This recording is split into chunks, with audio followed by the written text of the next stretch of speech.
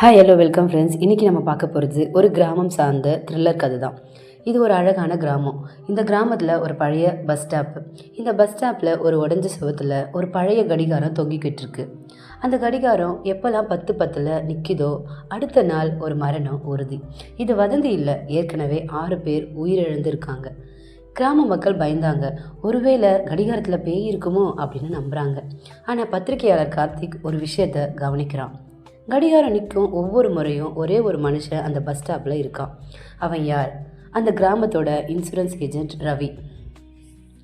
அப்போது இவன் எதுக்காக இதெல்லாம் பண்ணுறான் அப்படின்னு பார்க்குறாரு. இவன் ஒரு மேக்னெட்டிக் கிளாக் யூஸ் பண்ணி அதோட டைமிங்கை நிறுத்துகிறான். இறந்த எல்லாரும் அவங்ககிட்ட சமீபத்தில் இன்சூரன்ஸ் எடுத்தவங்க. பயத்தை உருவாக்கி அந்த பயத்தை வச்சு அவன் லாபம் பார்க்க யோசிக்கிறான்.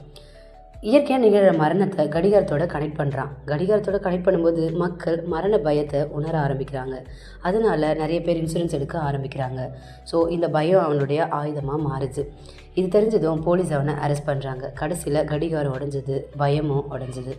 பயத்தை உருவாக்கலாம், ஆனால் உண்மையை எப்போதும் மறைக்க முடியாது. தேங்க்ஸ் ஃபார் வாட்சிங். கீப் சப்போர்ட்டிங் அண்ட் சப்ஸ்கிரைப் பண்ணிக்கோங்க.